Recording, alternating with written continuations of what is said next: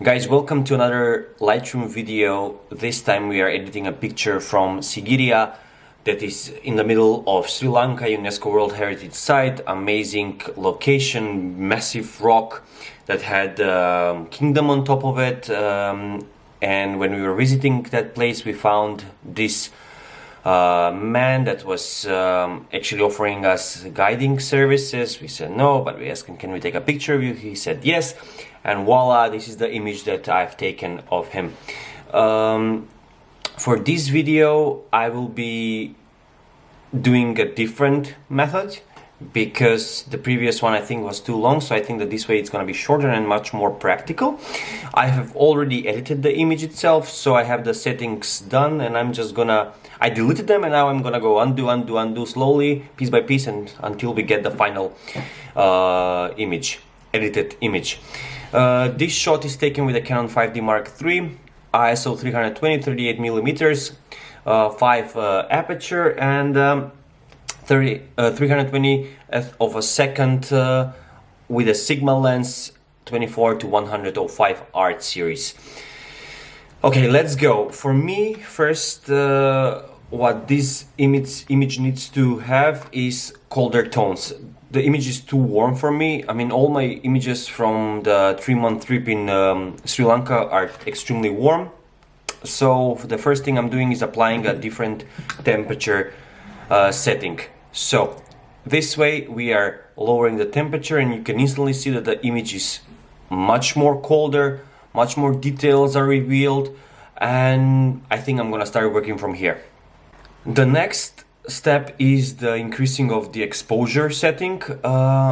I always shoot a little bit underexposed images because I like how they look on my display, because sometimes I cannot work on the images for days, for weeks when I'm in a remote area. So when I'm browsing over the images and I see what I have done, I like when I see them like that. I increased the exposure slightly, not much, +10, because I don't really use the exposure setting to brighten up the image. I use different settings for it. So the next thing that I will do is a new thing in my workflow. I'm lowering the contrast. I lower the contrast in this image to -25, so I can reveal more of the details that are hidden by the dark shadows. And now I'm starting from there to use the other tools to darken the image to actually add contrast. Next step is the highlights. I always lower the highlights, but this time I'm not gonna lower them to -100. I'm gonna lower them almost at around the middle. It's -57, which I think is more than enough. And the next step is also different. In the past I was increasing the shadows, but this time I'm lowering them to -20. And as I said, I will use different settings to fix these details that are affected by increasing or decreasing the shadows. Next are the whites. I'm lowering the whites, and in the previous videos I was increasing them, but by applying later on this image radial tools with extra white and shadows, it will balance. So the next thing are the blacks. They are also lowered to -30. So instantly you see how the image is different and much more dark.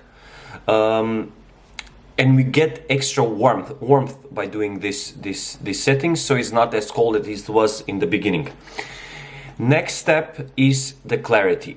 Since I started decreasing the contrast in my workflow, I started increasing the clarity drastically in the general settings. So this way it kind of fixing the contrast, but not touching those parts of the image that are darkened by when you increase the contrast.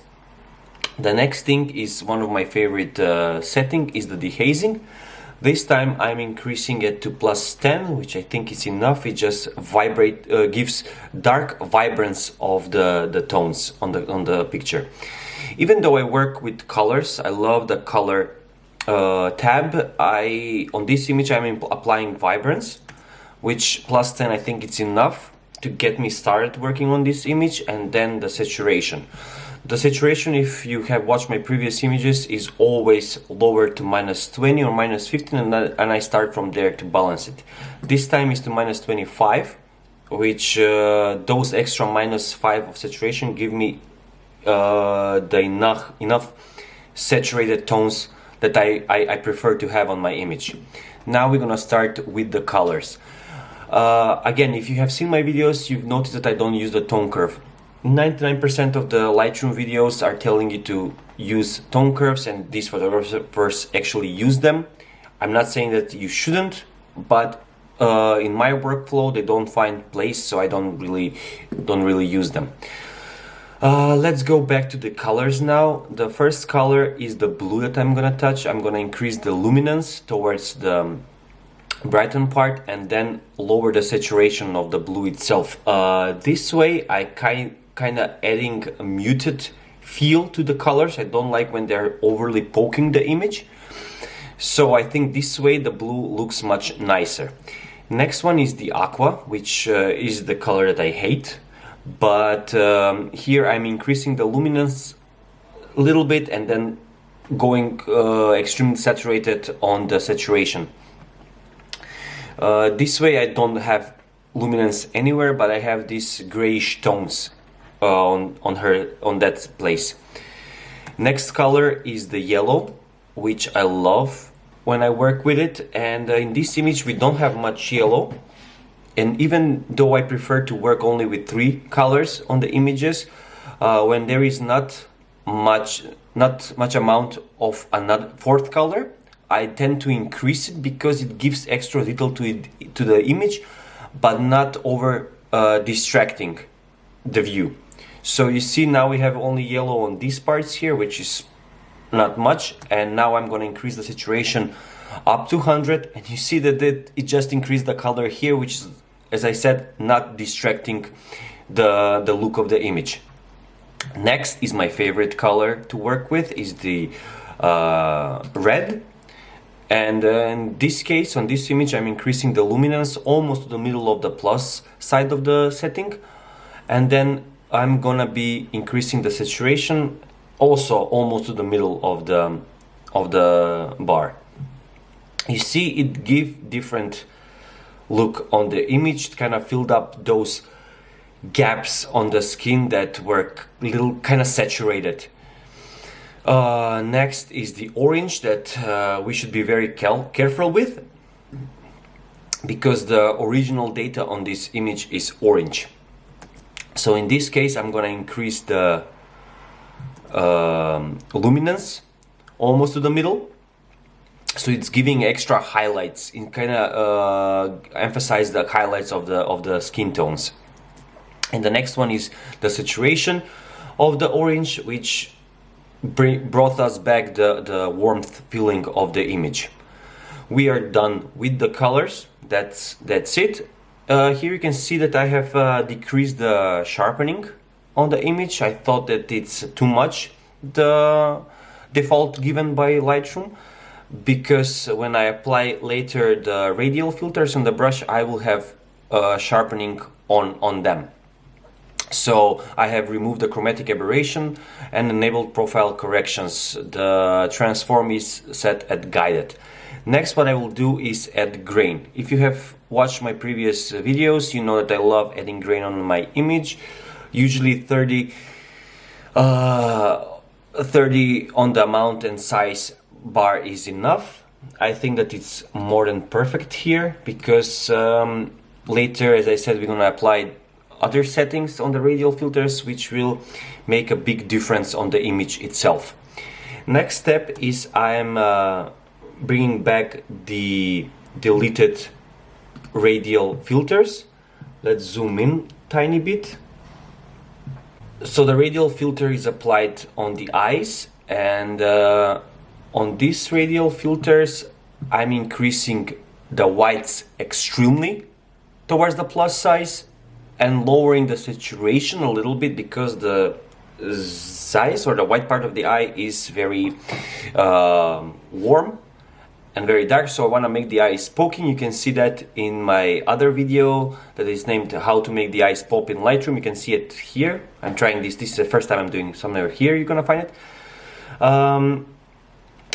So that's the first radial filter that make the left eye pop, and then we go with the next radial filter that is applying on the other eye. You see instantly that it gives different feeling on the image. It really made the eyes pop more. The next radial filter that we're gonna apply is on the whole face.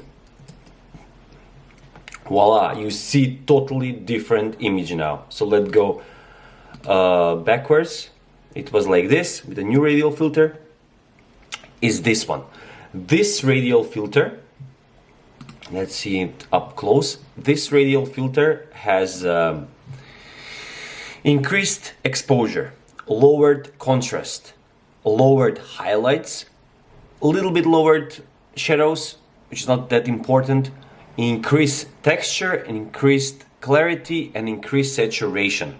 Increased sharpness, also drastically increased sharpness. So with these settings we are giving more texture to the image, more contrast to the image, brightening the image, and of course making it pop more out of the other parts of the image. So the subject is the most important part of this image, and with this radial applied tool we achieve that he needs to be, we emphasize that he is the leading part of the image. Instantly nothing else is distracting you. When you see the image, instantly you look at his face. The last things that we're gonna do on this image is apply the brush tools. The first brush tool is applied on the background here.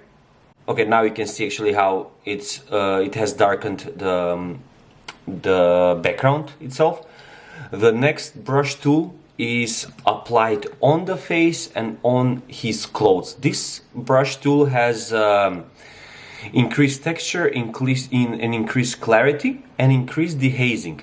So this brush tool I'm applying on his face, okay, like this, to around the eyelids. I mean, on the eyelids, a little bit on the eye, then on the wrinkles, and on the creased part of the clothes.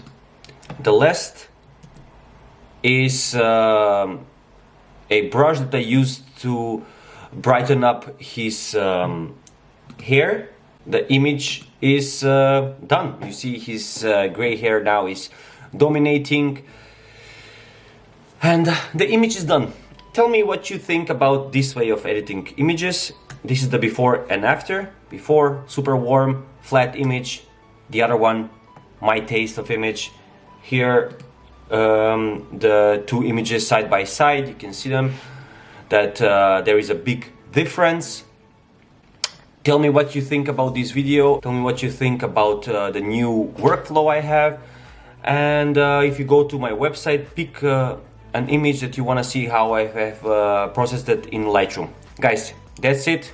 Finito. If you like this video, subscribe, like, and see you in the next one. Peace.